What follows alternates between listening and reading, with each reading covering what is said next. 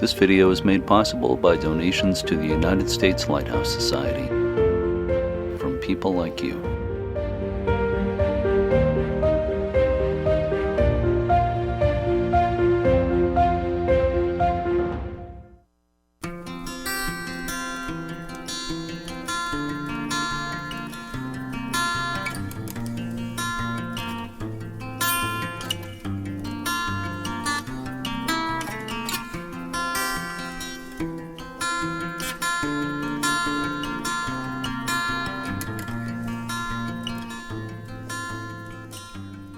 So again, thank you all for attending this today. I know a lot of you have attended a lot of these events and you know who we are, but for those who don't know, I'm Jeremy D'Entremont. I'm the historian for the U.S. Lighthouse Society. I produce the weekly podcast, Lighthearted, for the Society, which is coming into its 4-year anniversary very soon. It's hard to believe the time has flown by. I was just out at the U.S. Lighthouse Society headquarters a couple of weeks ago for a week out of Washington State. Always a real pleasure getting out there to Point No Point. I'm wearing my official Point No Point hat today too. So those of you who've attended a lot of these events know we've done a lot of tour retrospective programs. In the last couple of years, we've also done a few of these tour preview programs like we're doing today. Recently, we did preview programs on the upcoming Spain tour and also one I'll be leading in a few weeks in Long Island, New York. Today, of course, we're talking about the Northern Lake Michigan tour that will be happening this coming July 15th to 23rd. And with me today for the presentation is the tour leader, Kelly Bowers, coming to us from Baltimore, Maryland. Hi, Kelly. Hi, Jeremy. Welcome. Thank you all for joining. Yeah, so Kelly and I will be giving the presentation in just a moment. Also with us is Margie Rowland from Washington State. Margie and her husband, Jerry Rowland, are volunteers who do a lot of the coordination of these tours, do a tremendous amount of work, and they lead a lot of the tours themselves. I was in Ireland with Jerry and Margie in July. Thanks for being here today, Margie. Yes, at the end, I will talk to the folks about the other 2023 tours, but today I'd like you all just to listen about the upcoming Northern Lake Michigan tour. Yeah, well, thanks for being here, Margie. And yeah, I think what we'll do is we do the Q&A after the presentation, and then you can talk a little bit more, but you can join in the Q&A as well. You might have answers for some of the questions. Jeff Gales, Executive Director of the U.S. Lighthouse Society, who usually takes part in these events, can't be with us today because he and the Society's president, Mike Vogel, are in Astoria, Oregon right now for a maritime conference. We do have a couple of special guests today with us. Laura and Mark and Michelle, who I let in a little bit early here, but they'll be joining us to say a little bit during the presentation about a couple of these lighthouses. Today's presentation is being recorded. It will be posted in the next couple of days on the USLHS YouTube channel and also on the USLHS website itself. And for those of you who don't know, I recommend very highly that you check out the USLHS YouTube channel. Just go to YouTube and do a search for USLHS, and you'll find, I don't know how many videos are on there now, I think a couple of hundred at least, but all kinds of interesting things, including the past tour presentations we've done. There will be a Q&A after the presentation. You can ask questions in the chat. We'll read them from there, or you can virtually raise your hand, and we'll explain how that works when we get to it in a while. So let's get to today's preview. I, again, will be doing the presentation along with Kelly. And as I mentioned, Kelly lives in Maryland, has led several tours for the Society, including some in Maine that I've been part of. And it's always a pleasure working with Kelly. And those of you who've done tours with Kelly know that her husband, Mike Rosenberger, also does a bit of everything on the tours. I don't know if Mike's with you there right now, Kelly, but he's kind of a jack of all trades and pitches in on all kinds of ways on the tour. So he's a very important part of it too. Mike will be on this tour with Kelly as well. So I'm actually not sure if I personally will be on this tour, the Northern Lake Michigan tour. There's a few factors involved, but I'm really hoping that I will actually be on it. So at this point, I'm going to go ahead and share my screen. Should be seeing my screen at this point. Yep. Yeah, okay. Got it. So as you can see, this map on the left is the basic tour route. It was a little tricky putting this together in Google Maps because it wouldn't let me put all the stops in on one map. I had to do two maps and try to combine them. So there's a few place names that are kind of jumbled up there. But anyway, it shows you the basic route. And there are, by my count, about 27 lighthouses on this tour, along with a few other attractions. The map on the right is some of the offshore lights we're going to see on a couple of cruises. There are some on that map. That's from the Lighthouse Friends site. Some of you may recognize that, Craig Anderson's site. Some of the lighthouses off on the right are not part of the tour, but the ones in the left, the west of part of the Straits of Mackinac are part of the tour. So I just wanted to show the offshore lights there.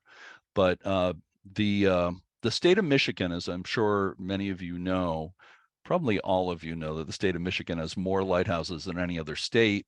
Depending on who you believe, there's anywhere between about 118 and 140, depending on what you count as an official lighthouse. But I'm going to say about 120 lighthouses in Michigan. Michigan borders 4 of the 5 Great Lakes and has over 3,280 miles of shoreline. There are 379 lighthouses on the Great Lakes in all between the US and Canada, and 102 on Lake Michigan.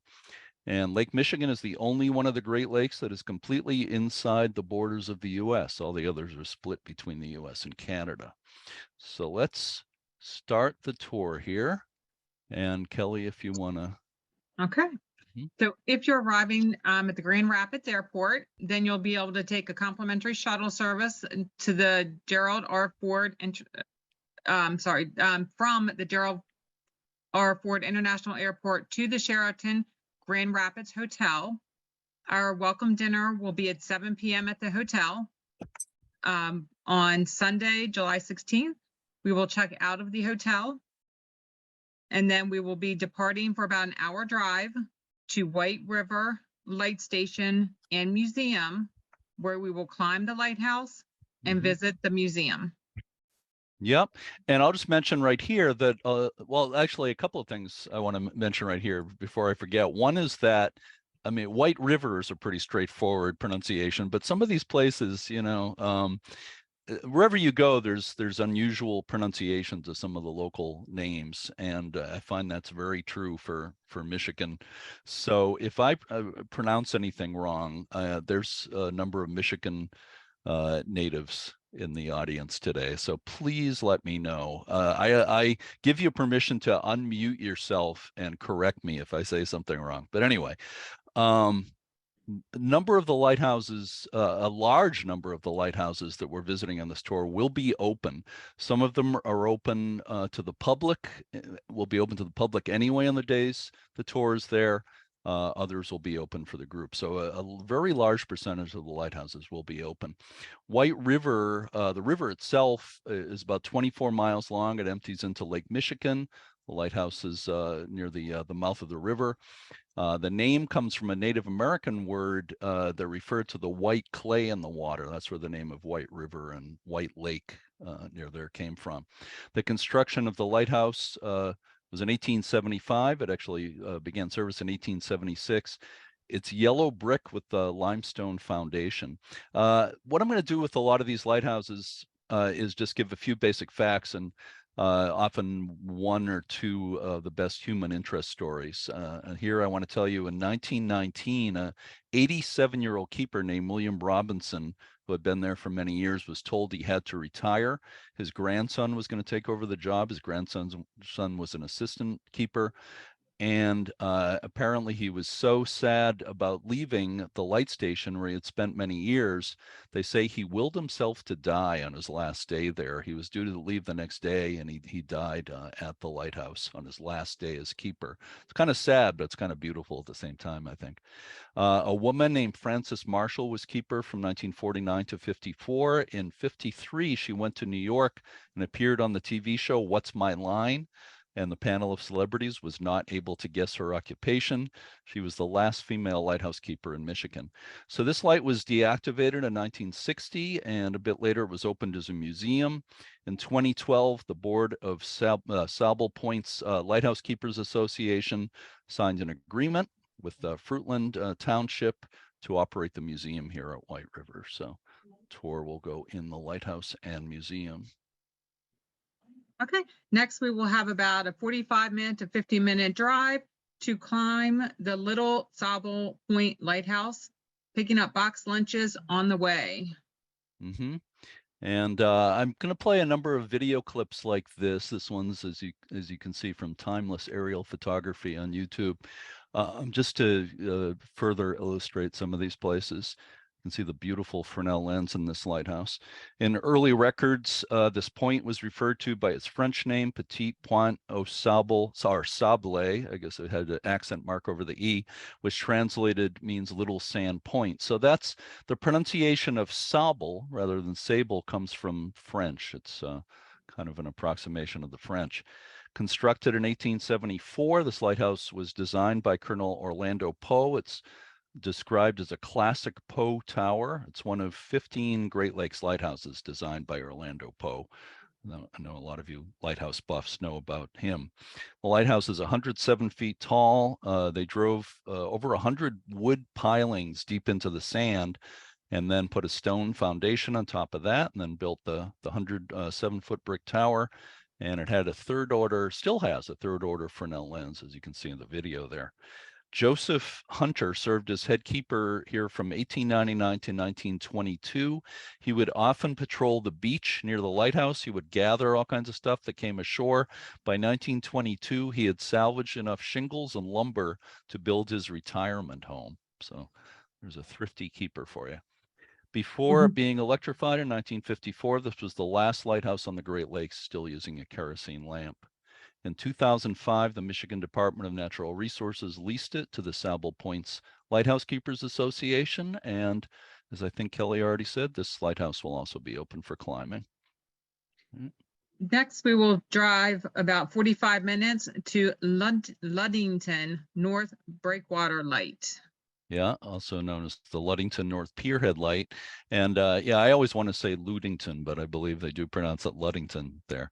At the mouth, it's at the mouth of the Pere Marquette River. Hopefully the weather's not going to be like it is in this video clip when this tour is there, but I hope not, because we have about a half a mile walk down the pier if you climb the lighthouse. I wouldn't recommend walking on the pier on a day like that.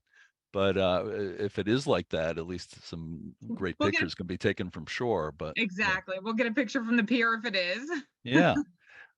So the lighthouse was built in 1939. Some of the histories of these pier lights a lot of them have very convoluted history, where the piers were built and rebuilt and moved, and the lights came and went. But this particular lighthouse tower was built in 1939 after an earlier concrete tower toppled over after being hit by a car ferry. The pier was hit by a car ferry.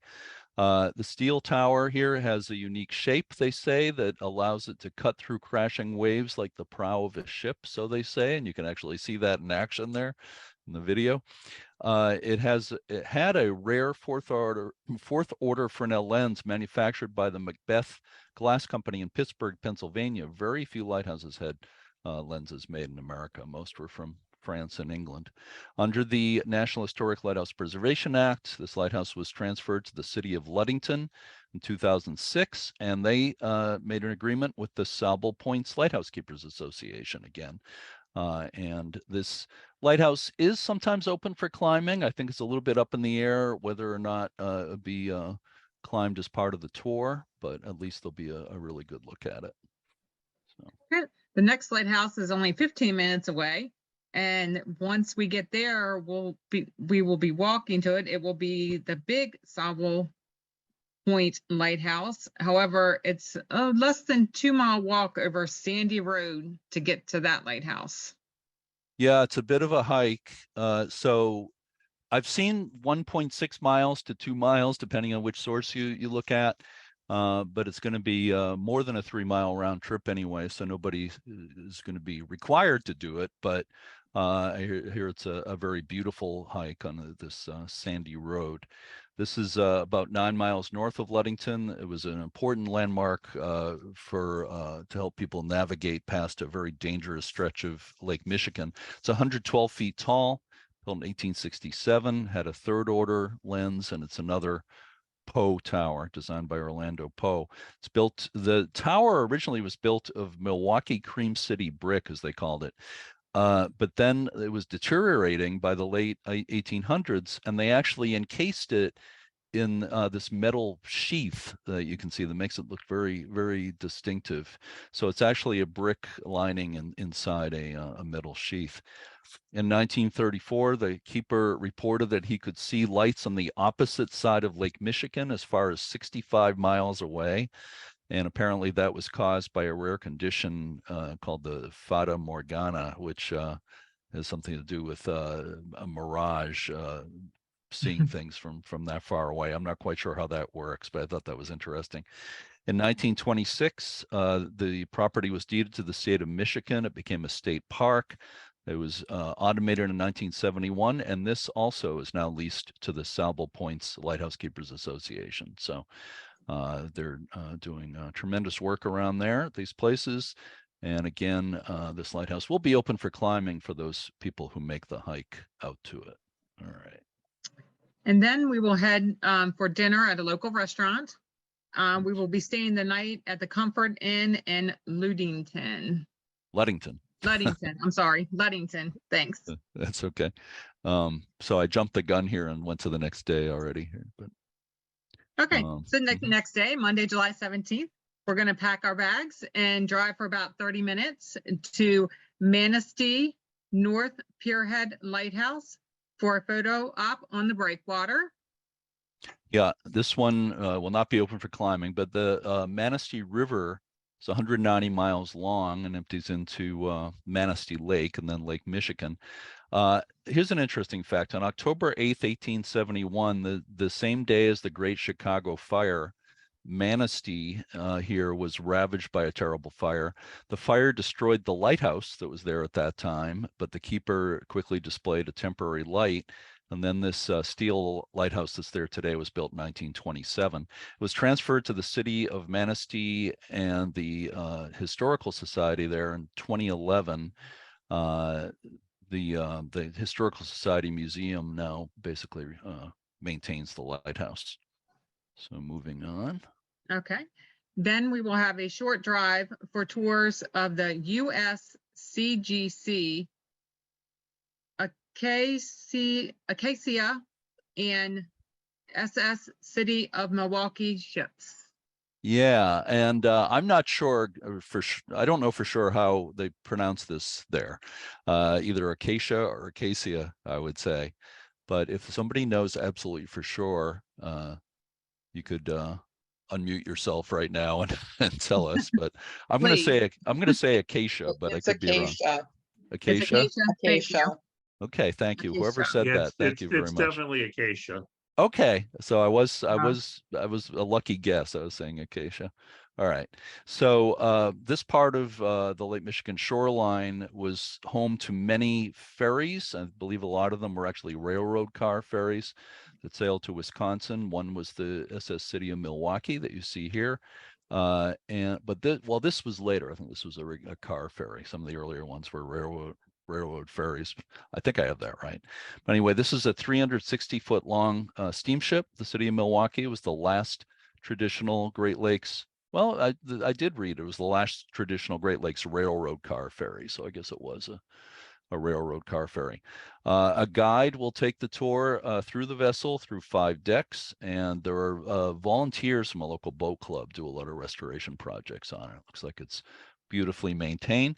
So the U.S. Coast Guard cutter Acacia is a 180-foot 1944 buoy tender and icebreaker, and maintenance of more than 210 buoys, lighthouses, and navigational aids for its main duty.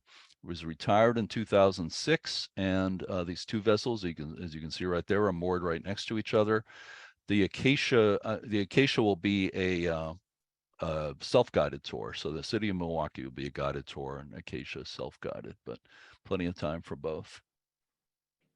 Okay, next we will drive about 45 minutes to Frankfurt North Pier Light for a photo on the breakwater. Yeah, a lot of these have alternate names, Frankfurt North Pier or Frankfurt Breakwater, but anyway, this is kind of an unusually tall pier light, I would say. I don't have the height right in front of me, but it's taller than a lot of them. It's at the mouth of the Betsy River, and this was built in 1912. One of the keepers of an earlier light here, his name was Sheridan King, was killed when his small boat was struck by a ferry in 1902. So, you know, when I say things like that, I always say that lighthouse keeping wasn't as romantic as you can think. And you research the history of almost any lighthouse, especially ones in piers that extend well out into the water or offshore lights, you know, you often find some tragedies in them. This is now owned by the city of Frankfurt. And again, this will just be a photo op here. So moving on. And then we will have lunch in Frankfurt. After lunch, we will have a guided tour of the Point Betsy Lighthouse, and we will see the boathouse exhibit and the gift shop. Mm-hmm. And you just made me think of something, Kelly. I just want to mention, we've talked about it in these tours before, but there's always lots of good food on these tours. We did some good restaurants and get a good variety of local food and so forth. So I just wanted to throw that in. I'm not sure all the restaurants have been pinned down yet for the tour, but I know from experience that you always eat a lot of good food. I don't know if you want to add anything to that, Kelly, but. We do a variety of restaurants. We've had different restaurants. We try to anyway, depends on what's available. Yeah, wonder if we'll get any Great Lakes whitefish that's so popular out there. I found out it's really, really good. So Point Betsy Lighthouse is on the Lake Michigan shoreline south of Sleeping Bear Dunes, north of Frankfurt. It's an 1858 lighthouse, and again, as Kelly said, the lighthouse, the keeper's house, and there's a museum in the boathouse. They're all open to the public. Fog signal building also, I believe, open. It's built of Milwaukee Cream City brick. It's 37 feet tall. A keeper named Alonzo Slyfield was here, 1861 to 82. He also served the local community as a doctor, coroner, and lifesaver. A very prominent man in the area. His sons helped tend the light, and one of his sons followed him as keeper. It was automated in 1983. It was one of the last staffed light stations on the Great Lakes. And then in 2004, it was transferred to Benzie County, and the county leased the property to the Friends of Point Betsy Lighthouse. Renovated in 2006 at more than $1 million. And I believe there's been other restoration projects since then. The Friends of Point Betsy Lighthouse got the Governor's Award for Historic Preservation in 2010. I featured this in one of the episodes of my podcast a while back. Okay, then we will drive about 30 minutes to the Robert H. Manning Memorial Lighthouse for a photo. Yeah, this is what people might refer to as a faux, F-A-U-X lighthouse. It wasn't a government-built lighthouse for navigation, but it's an interesting structure. It's got some nice history.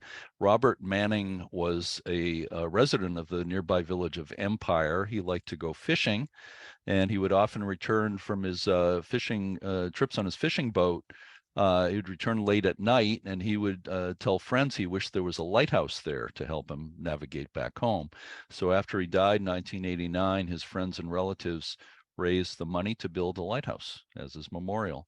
And I read that it was illuminated in 1990. I don't think it's an official aid to navigation, but I think there's some sort of light in it. Okay. Then we will drive about 30 minutes to the Hotel True by Hilton for our first night of 2. Dinner will be at a local restaurant in Traverse City.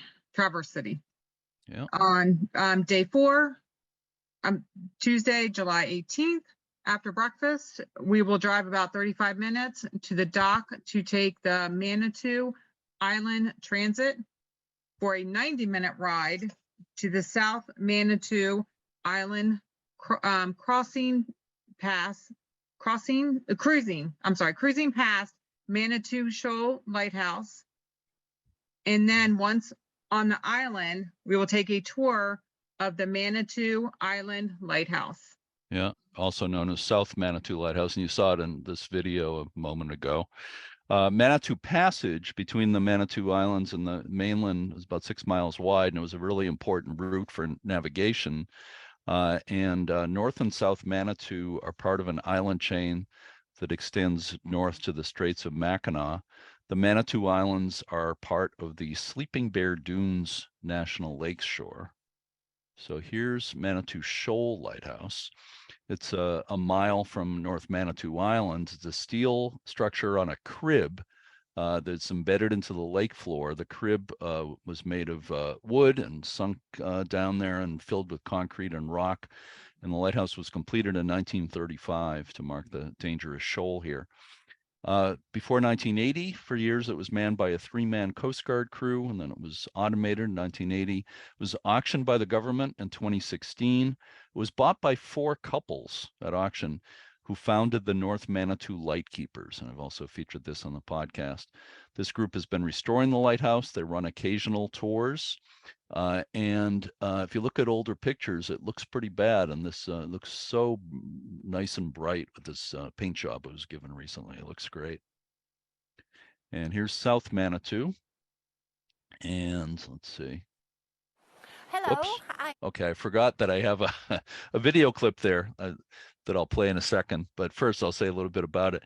The 100-foot lighthouse tower here was active from 1871 to 1958. It marked the location of the only natural harbor between here and Chicago. There's another Poe Tower. Orlando Poe designed it and replaced an earlier lighthouse. It had a 3rd-order Fresnel lens, and the first steam fog signal in Lake Michigan was here in 1875.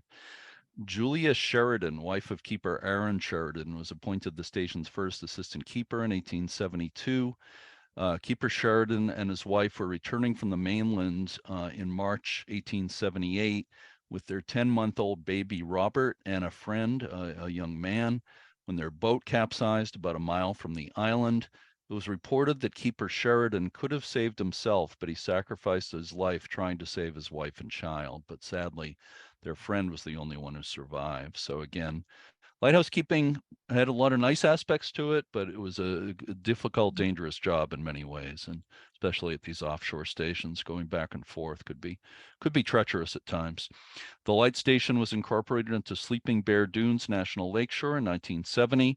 Park rangers provide tours.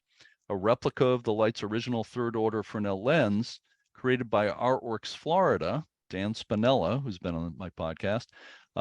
This replica lens was installed in the lantern here in 2008. So they have a lens that looks just like the original, but it's actually acrylic. I'm going to play a brief clip of just about a minute of a video here with a couple of, I believe they're sisters, park rangers, giving a tour here. Hello, I'm Margaret Kelly. And I'm Patty Kelly. Margaret and I have been volunteers for approximately 25 years. We have a special affinity to the island due to our family's history that's steeped in the story of the island. Today, Patty and I are going to give you a tour of the beautiful Lighthouse Tower.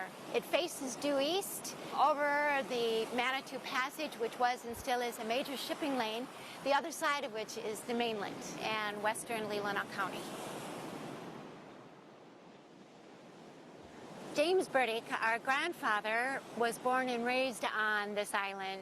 James was a long-serving lighthouse keeper here. In fact, he was the longest-serving lighthouse keeper from 1908 to 1928. Way up the top there where the railing is, that's the catwalk, or the gallery, and we'll be walking around there shortly. That catwalk is held up by those fancy black supports.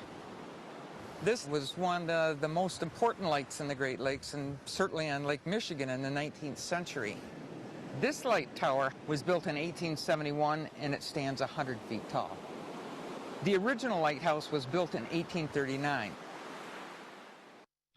So that video is actually quite a bit longer, but I wanted to show a little bit of it. The whole video is good. If you want to see the whole thing, just go on YouTube and do a search for South Manitou Lighthouse Tour. I'm sure you'll find it easily, but I don't know. We'll be getting a tour there, or the tour will be being shown around, there, but I'm not sure if those women will actually be giving the tour, but some one or more park rangers will be there for that. Okay. And then we will have a boxed lunch at the picnic area on the island. Upon return from the Manitou Island, we will head back to our hotel in Traverse City for our second night, and dinner will be at a local restaurant. Okay, on day 5, Wednesday, July 19th, we check out of the hotel and drive about 50 minutes to the Grand Traverse Lighthouse and Leelanau State Park for a group tour. Yep. This is at the tip of the Leelanau Peninsula, constructed in 1858. It's another one that's made of so-called Cream City brick, 48 feet tall.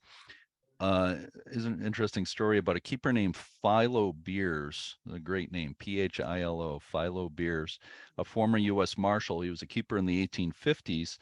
Around that time, the lighthouse was reportedly raided on a number of occasions by Mormon pirates. This is something I didn't really know about, but they considered themselves apparently above common law. It was reported that one time Beers managed to drive off a group of these Mormon pirates who attempted to remove the station's Fresnel lens for installation on Beaver Island, but he saved the lens. In 1972, the light was replaced by an automated beacon mounted on a steel skeletal tower. The station was vacant after closing until 1985. The light was removed in 1972. It was left vacant for about 13 years, and then a local group organized the Grand Traverse Lighthouse Foundation. After 2 years of renovation, they opened it as a museum in 1987. Okay, the next lighthouse is about an hour drive, which would be Mission Point Lighthouse. We will tour Mission Point. Mm-hmm. I'm going to say a little bit about it, but then we have a guest or possibly two guests who might be able to say a little bit more about this. But this is at the end of the Old Mission Peninsula, as you can see in the map there along Skinny Peninsula there. In the 1860s, a ship hit a shallow reef and sank near Mission Point. And I think that played a role in the establishment of the lighthouse. It was first lit in 1870, had a 5th order Fresnel lens. It was decommissioned in 1933. It was abandoned for a number of years and vandalized, but then a group of residents donated $1,900 for the township to purchase the lighthouse and grounds. The property is now owned by Peninsula Township and run by the township with a manager and volunteers. There are tours May to October, so it will be open when this tour is there. You can also live at Mission Point Lighthouse and be kind of a modern day keeper with a, as they call it, a lighthouse keeper program here. These keepers get to meet visitors from all over the world. And I'm going to come out of screen sharing for a moment here. And let's see. We have 2 people. I don't know if we didn't have a chance to talk to Ginger Schultz, who's here in advance, but Ginger, if you would like to say something, you can. But before that, we also have Laura. Laura, do you pronounce your last name Canary? Am I saying that right? Or how do you say it? I'm sorry. Canary. Canary. Yeah. Okay, sorry. All right.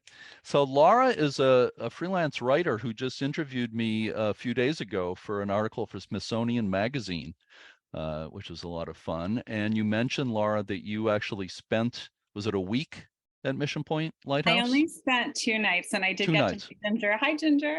It's Mhm. good to see you. Ginger. 2 nights, just a couple of weeks ago, I spent there, and it's pre-season. So I didn't get to do a lot of the duties that the lighthouse keepers do, which is really run the museum and help out with the tours and things like that, make sure that people get up the 37 steps. But I did get to experience what it's like to live in the lighthouse, which was phenomenal. And it's such a great experience. I got to explore the museum, which is on the 2nd story. There's a small exhibit on the 1st story as well.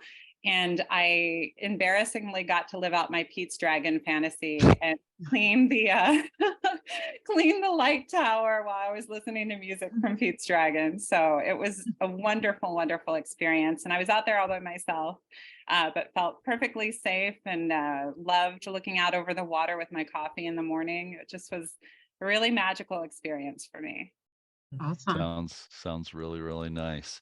It's great when lighthouses have these kind of programs, and they tend to be pretty successful wherever they're And I'll happening. just say really Yeah. quickly that my story is actually on the lighthouse experience, but that there's lighthouses that have these kind of experiences and that you can go and stay with them. And so, or stay at them and experience what it's like not to be a keeper, as Jeremy and I were talking per se, but you know, that was such a difficult, dangerous job, but to just know what it's like and experience some of the history. Right, right. Yeah, I tend to be a purist about using the word keeper, meaning people employed by the government who actually, kept the light full time. But using the word keeper for people like that is perfectly fine, because it's these organizations at Mission Point and so many lighthouses that are basically the keepers of the 21st century, and everybody, it takes a lot of people pitching in. So Ginger, I don't know if you want to add anything, and I don't know if you'll be there when the U.S. Lighthouse Society group comes in July. Oh yeah, I'll be there. I'm here every day, just about. One thing I wanted to tell you, your photo that you just showed is very, very old. Okay. Before I've been here, and we've made a lot of changes. And for our 150th anniversary, we put the shutters back on the lighthouse. Oh, okay. And so it went 90 years with no shutters, but now we have the shutters back on. And that was encouraged by SHPO, State Historic Preservation, to make the lighthouse look as it did in 1900. So we made Excellent. some other changes too, to the outside of the house too, that to make it look the way it had been. When the township had someone from the township living here for many years, they did a lot of things that weren't historic. So we put it back to the way it was. Yeah. Yeah. Oh, that's great. That's great. Yeah, I grabbed the, I have not been there yet, but I grabbed the photo out of the U.S. Lighthouse Society archive, and it seemed like a good representative photo, but I didn't realize it was that old. Yeah. But thank you. So I hope I'll be on the tour, hope to get to meet you and see the place in person in July. But anyway, so I'm going to go back. Thank you both, Ginger and Laura. I'm going to go back into screen sharing at this point. I can remember how to do it. Okay. Okay, well, I can go ahead and move on, because the next thing we're going to do is we're going to have lunch in Traverse City.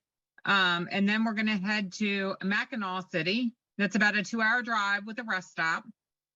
Once we arrive, we're going to go to the Holiday Inn for our first night of 2 nights. And then you'll have dinner on your own and explore Mackinac City. So then we're going to be on day 6, which is Thursday, July 20th.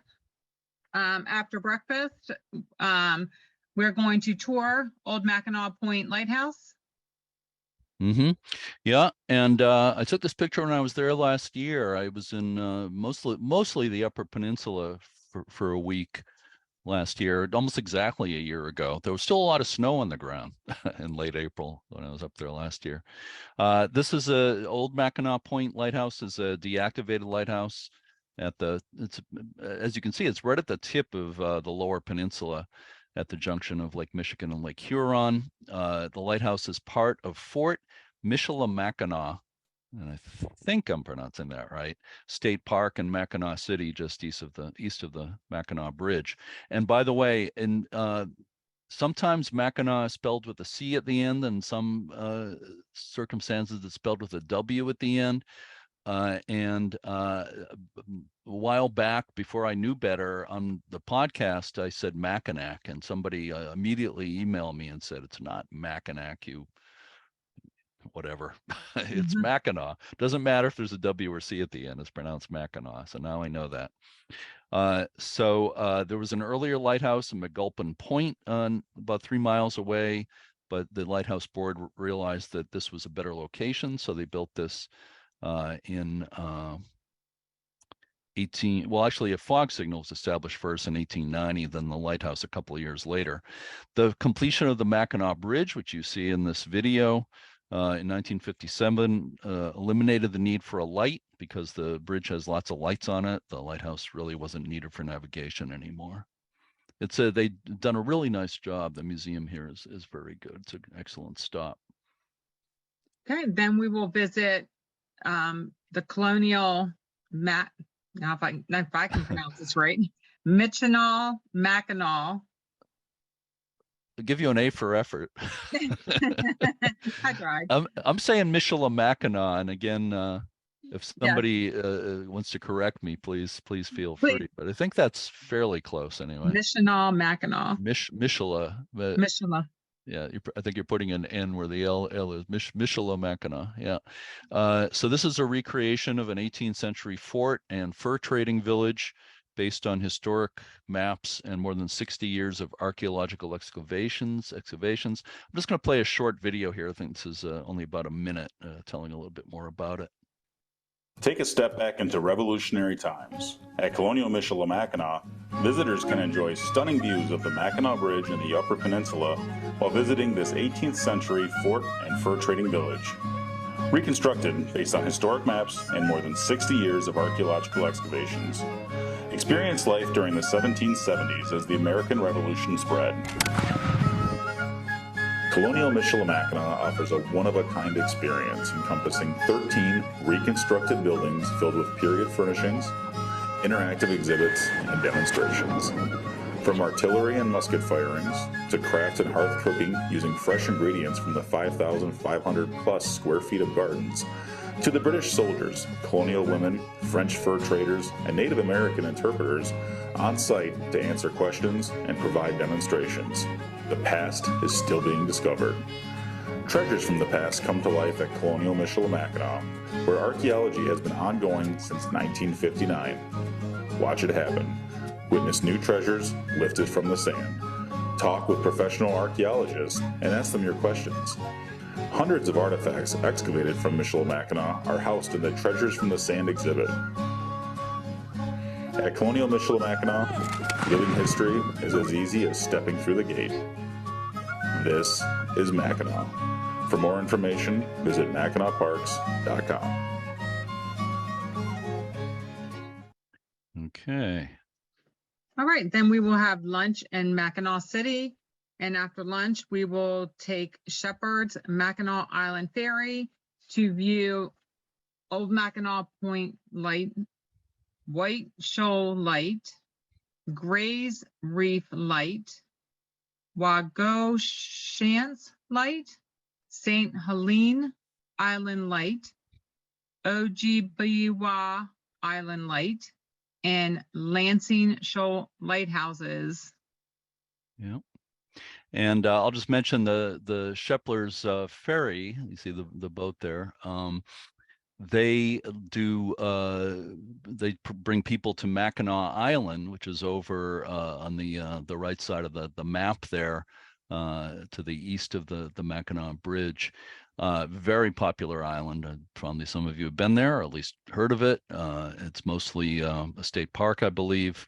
And I've heard it's really beautiful. I haven't had a chance to get on there, but anyway, they're doing this. They do these special lighthouse cruises sometimes also. So obviously we're doing the lighthouse cruise with them.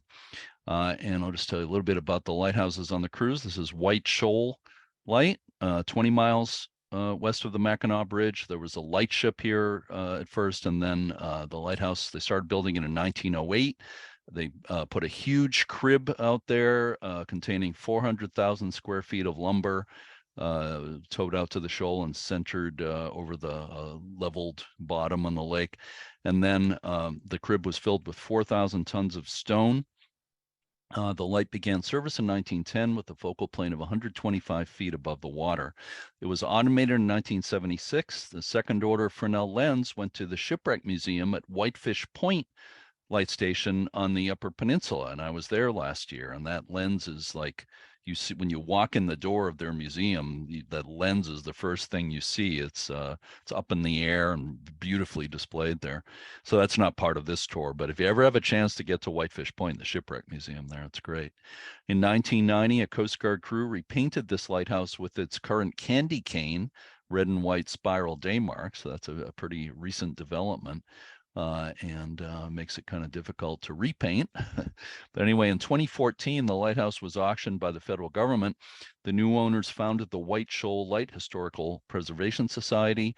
Restoration is still in its early stages, but they've been able to launch overnight stays at the lighthouse for the public, which is pretty amazing. Information is available at preservewhiteshoal.org, preservewhiteshoal.org. And I featured this on the podcast a while back too.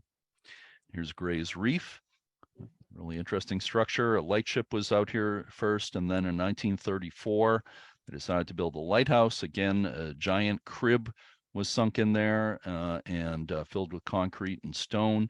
The lighthouse is steel lined with concrete, 65 feet tall. Style is considered Art Deco or Art Deco. On the night of May 6, 1965, the Coast Guard keepers were watching Ben Casey on TV when they heard a loud crash. They discovered a 504-foot freighter had rammed the lighthouse in the fog. It chipped off some of the concrete and crushed some handrails on the lighthouse, but the lighthouse survived. It was automated in 1976. It was the last manned offshore station in Northeast Lake Michigan. It was auctioned in 2016. Bobby Sager, S-A-G-E-R, Bobby Sager, the owner of Boone Island Lighthouse in southern Maine and Minot's Ledge Lighthouse south of Boston, Massachusetts, was the high bidder. I actually met with Bobby Sager at his home in Boston a couple of years ago and talked with them and didn't talk about this one. I'm not sure he had bought this yet when I was there, but really interesting man. Good friends with Sting, the singer, by the way. And I know that, I don't know if Sting has been to Gray's Reef. I know he's been at one of his other lighthouses. Anyway, this is Waugoshance Shoal Light. And Waugoshance, and I think that's how it's pronounced around there, is from a Native American word for fox. A chain of small islands and reefs extend about 7 miles out into Lake Michigan from Waugoshance Point. They were very hazardous for mariners. A lightship was here starting in 1832, very early. And then the lighthouse was constructed over a few years, 1847 to 51. To alert the keeper of the light went out, one of the keepers installed a copper tube that would contract as it cooled when the lamp was extinguished. And through the use of a couple of levers, it would start the fog bell ringing to alert them. I thought that was really neat. 2 keepers died while serving here. There are some ghost stories. I won't get into that, but if you look up Waugoshance Lighthouse ghost stories, you'll find a lot of things online.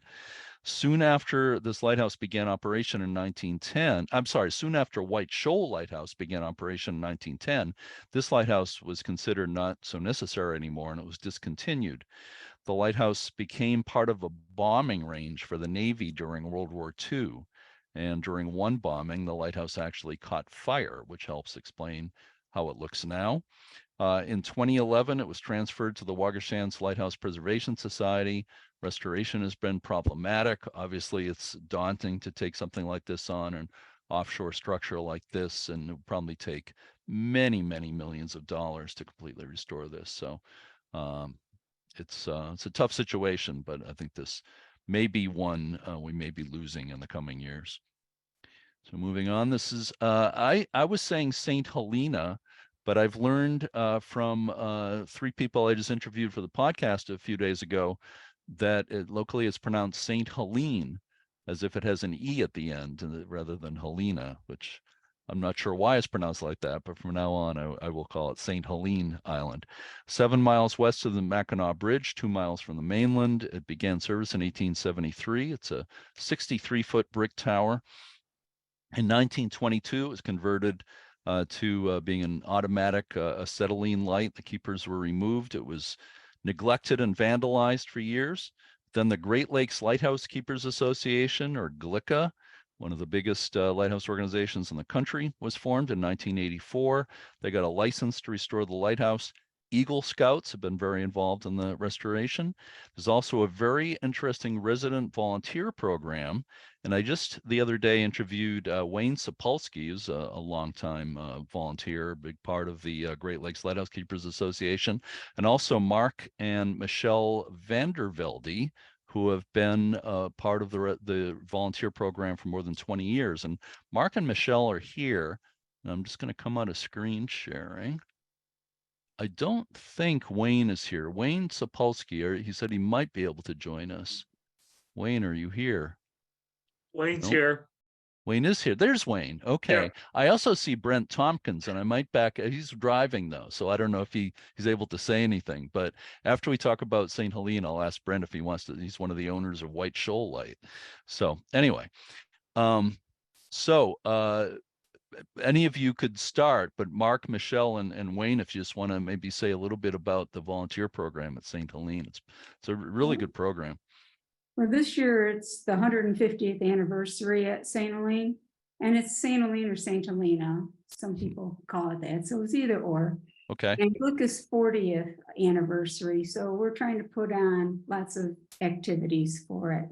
But our number one hit is our assistant volunteer keeper program.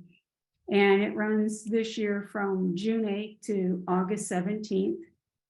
And there are sessions that you sign up for. There's 3 nights or 4 nights, and they go from Sunday to Thursday or Thursday to Sunday, or you can stay multiple sessions.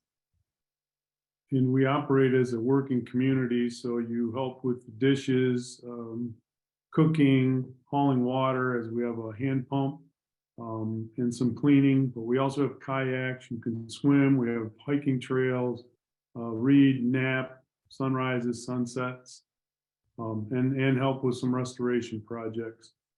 And to do this, it's $75 per night, which includes your lodging, your beverages, your food, your consumables, and your propane. So $75 per person. Not bad when you're in Mackinac City.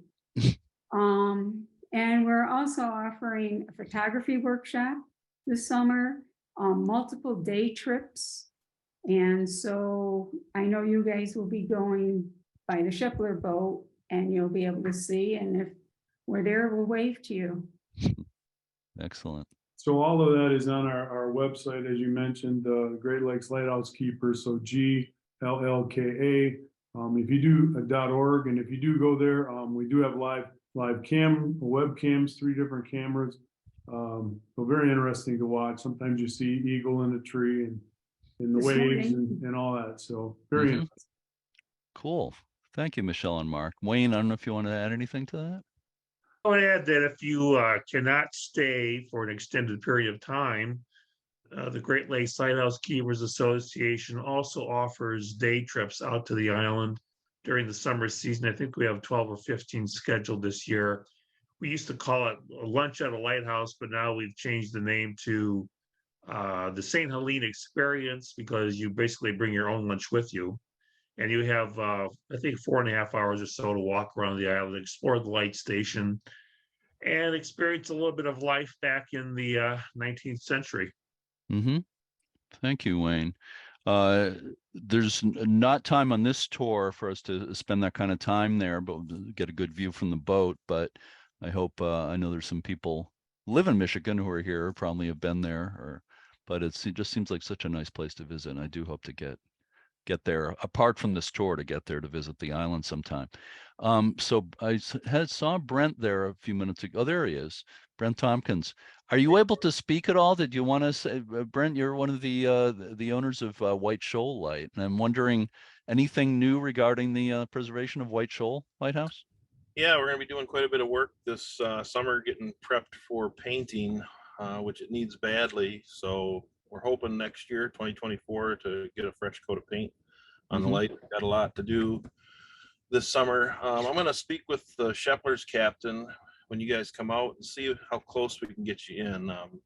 The levels are down a little bit this year on the Great Lakes again, so we may not be able to get you in as close as I'd like, but we'll see how close they can come in and maybe even shoot off some t-shirts or something for everybody. So we'll be there. Excellent, excellent. Well, thank you, Brent. It's good. It's been amazing the progress you've made there. I mean, again, it's pretty daunting to take on a property like that, and I give you all the credit in the world for daring to do it and for accomplishing what you've accomplished already. So thanks. And thanks for saying a little bit of this on the spur of the moment here. So I'm gonna move on. I'm gonna go back to screen sharing here. All right. Okay, and let's see. So next is, okay, historically, this is Squaw Island Lighthouse.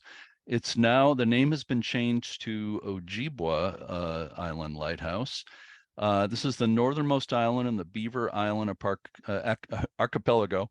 The name has been changed to Ojibwa. It's one of 650 places nationwide and 32 in Michigan that had the name Squaw, which is now considered a derogatory term. Sorry.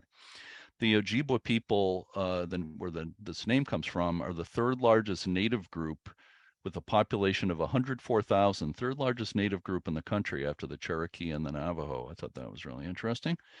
This lighthouse was established in 1892. The brick tower is 49 feet tall. It has had a second order Fresnel lens. One interesting story, sad story that happened here was December 14th, 1900. A lot of these places, they would close up the station in the winter because there was so much ice. So they were preparing to leave the island December 14th, 1900. The head keeper, his wife, and his niece, along with 2 assistant keepers. Their sailboat was struck by a sudden squall. The boat was overturned. One of the assistant keepers and the 2 women drowned. So again, not as romantic as you could think, and could be pretty dangerous. The property eventually went into private hands. A major restoration was carried out in 2016. A couple named Joe and Debbie Callan purchased the property not long after that. I believe they still own it. This is Lansing Shoal Light, the last one on this cruise. In 1901, a lightship was anchored here. Construction of the lighthouse started in 1927, began service the following year. It's another crib light, similar to a couple I showed earlier. Early in the morning of September 9th, 1993, Lansing Shoal Lighthouse got an unexpected visit. 1,000-foot steamer plowed into the structure at full speed. The collision ripped open a 50 square foot hole in the vessel and caused $100,000 in damage to the lighthouse. One of the worst storms in recorded history struck Lake Michigan on November 11th, 1940, claimed 5 vessels and the lives of 66 sailors. Winds reached peak velocities of over 100 miles an hour. Portholes in the basement of the lighthouse were broken out and water flooded the station's machinery and took it out of commission for a while. Automated in 1976, and it was auctioned by the government in 2017. 3 bidders participated in the auction, ended on November 9th, 2017 with a high bid of $26,000, which seems like a very low amount of money for something like this. But then you think of the money that has to go into it to maintain it. And, you know, it's a lot. So I don't know what's happened since then, but again, give anybody credit for even attempting to take on something like this. So go ahead, Kelly. Okay. After our cruise, we're going to have dinner in Mackinac City, and then it'll be our last night at the Holiday Inn on Friday, July 21st. We will pack up and drive about 40 minutes for a photo of Petoskey Pierhead Light. Then we will continue another 20 minutes to the dock for the ferry to Charlevoix to take the ferry to Beaver Island with Beaver Island Boat Company to see Beaver Island Lighthouse and possibly Beaver Island Harbor Lighthouse. Yeah. Then we will have lunch on the island. Mm-hmm. Yeah, and I'll just mention we showed a quick stop there at the Petoskey Pierhead Light. Not necessarily a lighthouse. I'll go back to it for a second here. Here it is. There's a lot of these pier lights in the Great Lakes, and it's nice to see an example of them. I wouldn't necessarily call this a lighthouse, but that's part of why there's such a range of numbers for the number of lighthouses in Michigan, because some people might call this a lighthouse and some don't, but certainly a navigational light. And we will, the boat will pass the Charlevoix Pierhead light on the way in and out of the harbor there, and that's what you saw there as the boat was leaving. The Charlevoix Pierhead light, here it is also known as the Charlevoix South Pier Light, built in 1948, replaced an earlier structure. It was painted red, then it was white for a long time, but it's been painted red again in recent years, and it's owned by the city of Charlevoix and the Historical Society there. So this will be a photo op there, as Kelly said, and then we get the tour on Beaver Island, the Beaver Island Boat Company. This is Beaver Island Harbor Lighthouse, established in 1856, but then this tower built in 1870, 30-foot brick tower. There was a very famous woman who lived here, Elizabeth Whitney. In 1860, she married Clement Van Riper, who was the keeper of the lighthouse and became the keeper in 1869. He was in bad health and she learned to do the job. And then her husband died in 1872 and Elizabeth Whitney became the keeper. She later became keeper of Little Traverse Lighthouse, and she wrote a best-selling book called A Child of the Sea on Life Among the Mormons. I have a copy of it. I know there is a version of it available today you can buy. It's really interesting. I recommend it. Again, A Child of the Sea and Life Among the Mormons by Elizabeth Whitney. In 2000, St. James Township was granted a lease for the brick tower. They took ownership in 2005, and again, there will be a tour there, and the tour may also include Beaver Head Lighthouse, established in 1851, rebuilt in 1858, 46-foot brick tower. Here's an interesting story about one keeper, Dominic Gallagher, a Beaver Island native, former lumberjack. He was a keeper from 1902 to 1932. During that time, he left the island only 4 times in 30 years, 3 times to attend a relative's funeral and once for an operation. That's fairly typical for a lot of those keepers. Discontinued in 1962. For many years, it was used as the Beaver Island Lighthouse School for students who had dropped out of school or were at risk for doing so. Now owned by Charlevoix County and Networks Northwest, which was the organization that ran that school. All right. Okay, then dinner will be at a local restaurant in Charlevoix. After dinner, we will depart for Comfort Inn Hotel and Cadillac. On day 8, Saturday, July 22nd, we will check out the hotel for a 2-hour drive with a rest stop, of course. We will stop, we will end up at Highland Harbor Lighthouse for a photo op. Yeah, it's you don't see the line of the route there in the map, and you see Charlevoix up top and Holland Harbor down towards the bottom there. It's I think one of the longest drives in the tour, but that gets the group back down near Grand Rapids where the tour will be ending. So Holland Harbor, also known as Big Red, of course, is one of the iconic lighthouses of the Great Lakes. And when I say it, I always think of something called Motif Number 1 in Rockport, Massachusetts, an old red fishing shack that everybody photographs. It looks a little similar and the color's kind of similar, so it always makes me think of that. This was built in 1907, replacing an earlier structure. It's made of wood, 42 feet tall. When the Coast Guard recommended that it be abandoned, possibly destroyed in 1970, the Holland Harbor Lighthouse Historical Commission was organized to save it. Public access is limited these days because you have to cross private property to actually get a close look at it. But one of the best vantage points is from across the channel at Holland State Park, and I believe that's what will happen on the tour. You walk a boardwalk to a pier to get the view of the lighthouse. All right, and then our next stop is about 40 minutes away, and it's going to be for Grand Haven lighthouses for the photo op. And there we have, we'll get 2 lighthouses. Yeah, two for the price of one. There's also another one of those pier lights over there. That's not one of the lighthouses we're talking about. But you see that white and green pier light there. But you got the two lights here. You've got well, first of all, the Port of Grand Haven first had a lighthouse in 1839 as a surfer. I didn't realize people surf on the Great Lakes until recent years. When I was around Lake Superior last year, there were a lot of surfers. The water was quite rough. It was really interesting to see. Anyway, there was first a lighthouse here in 1839. In 1904, excuse me, a new 52-foot lighthouse was built at the end of the pier. In 1907, it was moved back 600 feet, became the inner lighthouse. The city of Grand Haven was given these two pier headlights in 2012, and the Grand Haven Lighthouse Conservancy, a community group, is formed to care for them. So you've got two lighthouses on that pier, and they're quite iconic, and they tend to get, this one especially tends to get covered with ice in the winter, and you'll often see winter pictures and video of it. So that's going to be a neat stop. And then... Okay. We're going to have lunch in Grand Haven, and after lunch, we'll drive about 30 minutes to Muskegon South Pierhead for a photo. There's actually two lights here also.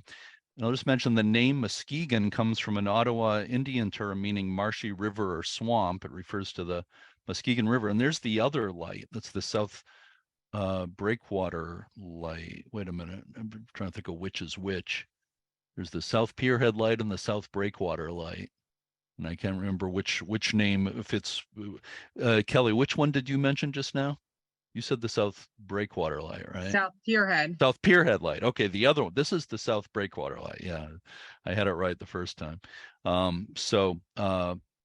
The first lighthouse was here in 1851. As far as the Pierhead light, the one there now is 1903. Early in the morning of October 28th, 1919, the wooden sidewheel steamer City of Muskegon struck the pier in a storm, and in less than 15 minutes, the ship went to pieces and 22 people drowned. So that was a notable accident there. First assistant keeper named Ransom Jakubowski helped the passengers and crew get onto the pier. It was dark, so he helped quite a few people survive that wreck, and he used a flashlight to direct people onto the pier. In 2010, the Michigan Lighthouse Conservancy was announced as the new owner of the South Pierhead, both of these lights, the South Pierhead light and the South Breakwater light. And then we're going to drive 1 hour to the Sheraton Hotel in Grand Rapids, and then the farewell dinner will be at 7 p.m. All right. And then probably most people will be going home the next day, and I'm going to stop sharing. Okay. All right. Okay. Well, thank you all for listening, everybody. And I think we talked for almost an hour there. I wasn't quite sure how long that was going to go, but I was afraid it might be 3 hours, so it wasn't too bad. Mm-hmm. But anyway, so thank you all. And at this point, we can certainly take questions. I see there's 12 messages in the chat. I'm not sure if there's any questions.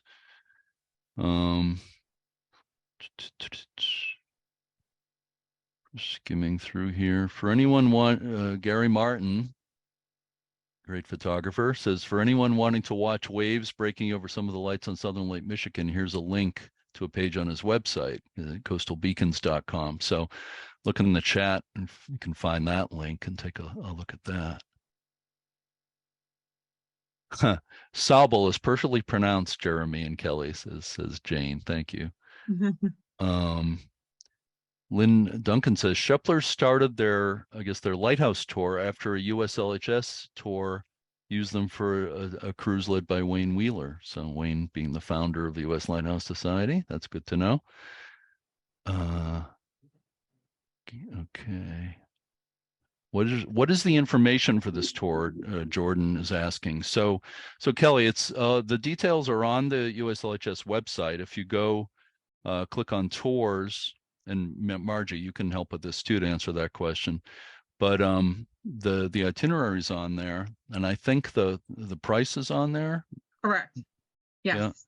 So I don't know if you want to add anything, Margie, but I think all the information people will know is right there. Just click on tours, and you'll see the Northern Lake Michigan tour listed as one of them on Yes. there. Mm-hmm. Got it right. You can call or email the headquarters. All the contact info is on there as well. If you have questions or want to sign up, you can always contact Margie and Jerry Rowland. We'll get back to you. Ginger Schultz, who spoke earlier about Mission Point, posted first weekend of August is Michigan Lighthouse Festival. I will be speaking about the Keeper program. She'll be speaking there. So excellent. Thank you, Ginger. So I don't think there's any more questions in the chat, but if anybody has any questions you want to ask verbally, what you can do is, I'm trying to remember how to do this. Click on reactions down the bottom, the Zoom controls. There's a smiley face and it says reactions. If you click on that, one of the options you can choose is raise hand. And if you click on raise hand, you will go to the top of the list and we can call on you. And you can unmute yourself. And I see Wayne just put his hand up. So Wayne Sapolsky, do you want to say something? Yeah, I know that the name Mackinac creates a lot of confusion, even in the state of Michigan. Mm-hmm.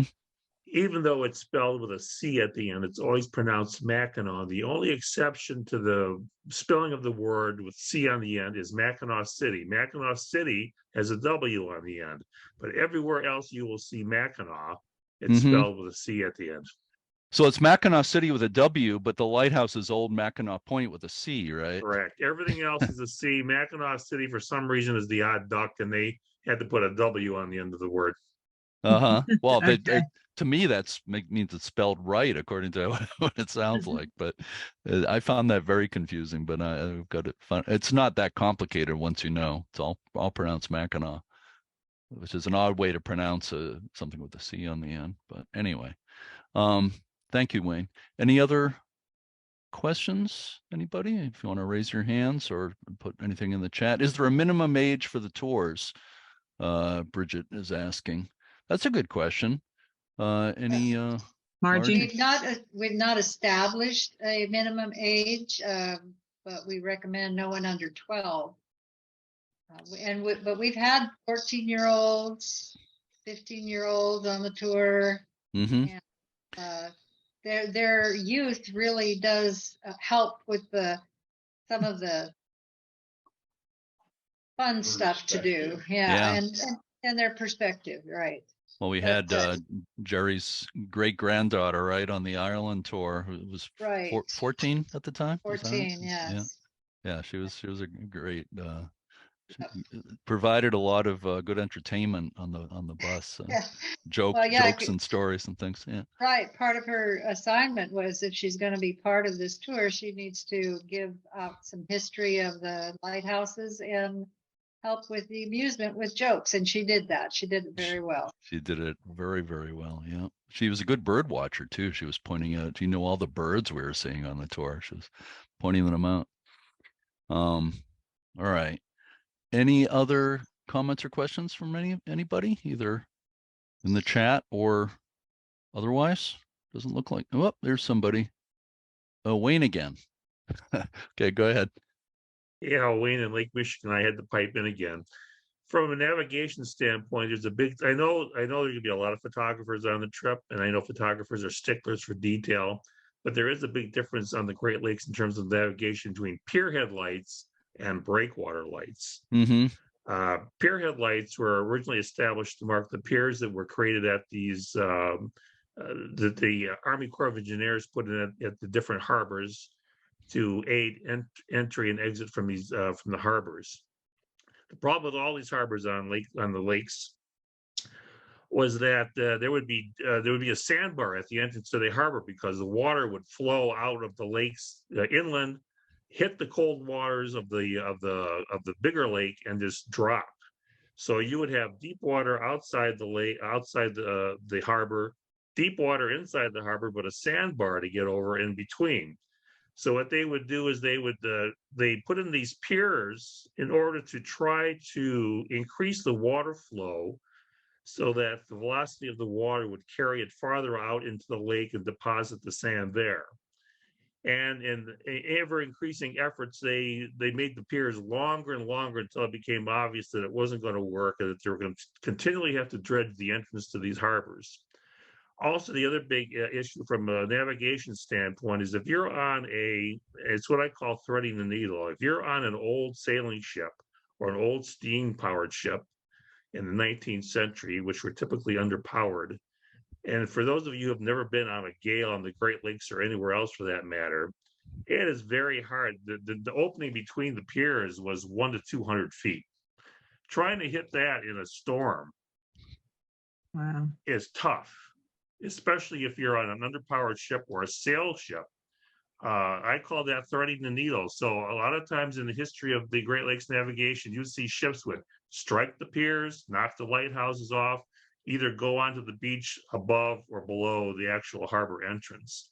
So in the 1920s and completed in the 1930s, they started to create arrowhead. If you look at the aerial views of some of these harbors like Muskegon and Holland and Frankfurt, they started to create arrowhead breakwaters that went out into the lake and then angled back to create a wider opening. And this created a pier, an area of several acres of still water, so that once the ships got into the harbor, they weren't immediately buffeted by the waves and wind as they tried to make their entrance in. And so what happened in a lot of cases there is they would take the old pier head lights off, move them to the end of the breakwater, and usually elevate them like they did in Frankfurt. And at the same time, since those long piers were no longer necessary, they would remove them and take them back significantly.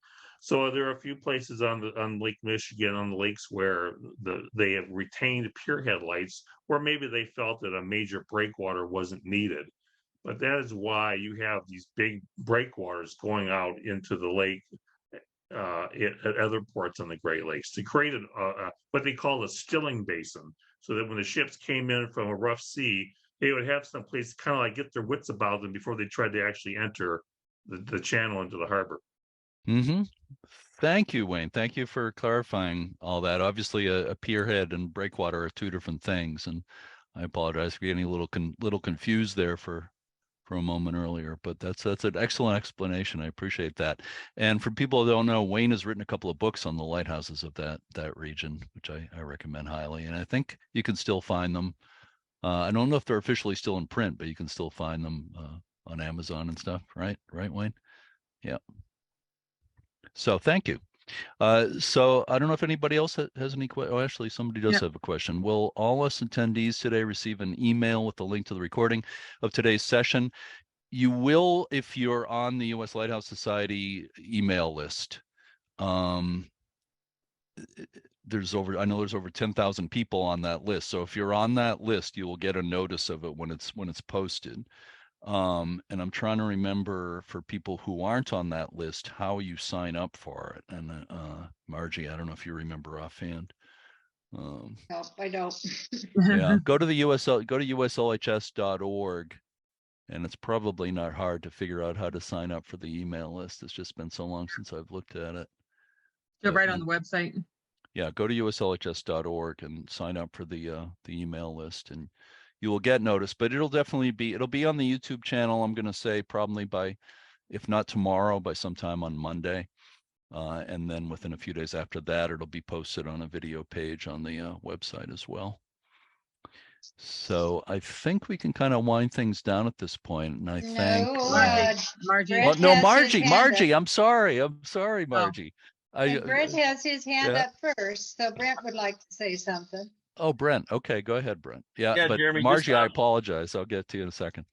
On the offshore lights, Jeremy, is there any kind of backup plan in case the weather doesn't allow Sheplers to come out in that time frame?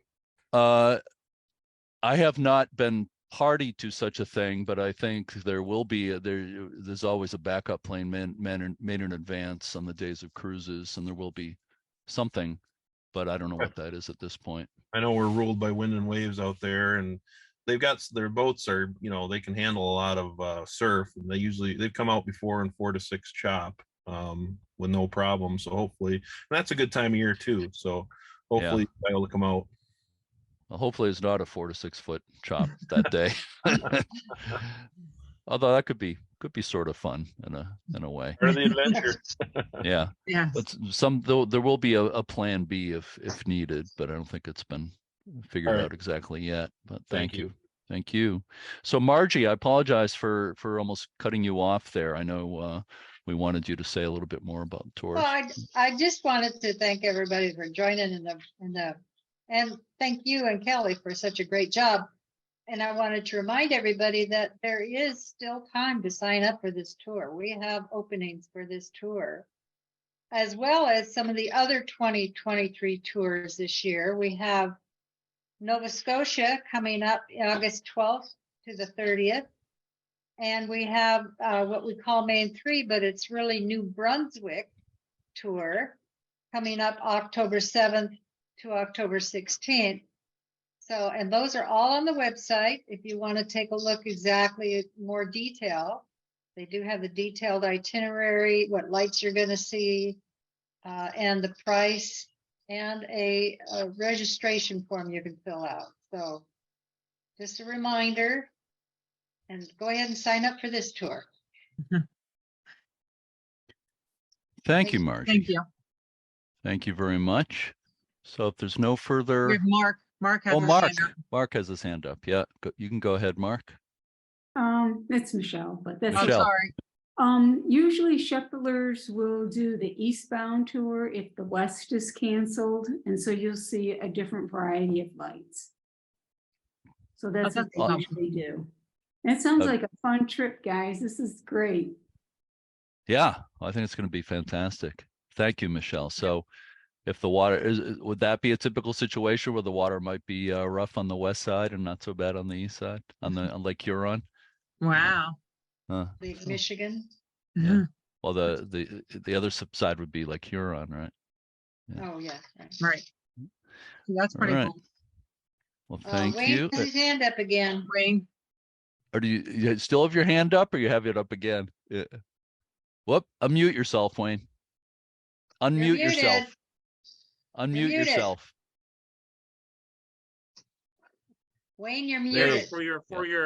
for your tour participants, or here's an idea for you. The Sable Point Lighthouse Keepers run bus tours back to Big Sable Point Light 3 or 4 times a year in cooperation with the state park. The lighthouse sits within Littleton State Park. The walk out there is a sand and gravel road. It's a little over 1.5 miles long. Yeah. On a nice day, it's a nice walk. But in order to save yourself some time, you might want to contact them and see if they might be able to make a special arrangement to take your tour group back there in a bus, because it would certainly save you a lot of time. Yeah. I actually asked when I first was putting the itinerary together, and they said no, but a good amount of time has passed, and it would not hurt to ask again. If maybe Kelly already has, but I Never did. you asked them again. Yeah, they Very said they couldn't do scheduled. it. It's Certain- not the day. They'll can only do it a certain number of days, I believe, Okay. and Yeah, they they've have already. other yeah. days scheduled. Yeah, so We it did didn't check work into out. it But again. I did check into it again. it's a great thought, and I wish it was the case. But anyway, Yeah. yeah. So anybody else? I think I don't see any hands raised or anything else in the chat. So again, we thank you all for taking part today. This will be posted, as you said, on YouTube and on the USLHS website within the next couple of days. And we don't have anything like this planned for May at this point, but we are planning Zoom events for June and July, and watch forward about those. If you're not on the USLHS mailing list, go on the website and sign up for the mailing list, and you'll get notices of all the events like this coming up and everything. We'll probably have a preview of the Nova Scotia tour in May. Oh, we Haven't will. scheduled it. Yeah. Okay. Yes, we will. Haven't been All right. scheduled yet, but I'm sure you'll get it out, notify everybody when we get it scheduled. Yeah, just don't schedule it for while I'm in Long Island. Leading No, the tour. no. All right. So I hope Thank you all I'll for doing be seeing some of you on the Long Island tour in a few weeks. That's in the middle of May. coming up really soon. So again, thank you all so much, and we will be seeing you all. Don't forget the podcast, Lighthearted, Light Space Hearted. You can get it through your favorite podcast app or at news.uslhs.org. Just interviewed Wayne Sapolsky and Michelle and Mark Vandervelde a few days ago. That'll be coming up, I think, 2 Sundays from now. That'll be posted. So listen for that. So again, thank you all so much. Take care. Keep a good light. We'll see you. Bye for Thanks. now. Thank you for joining us today. Have a great day.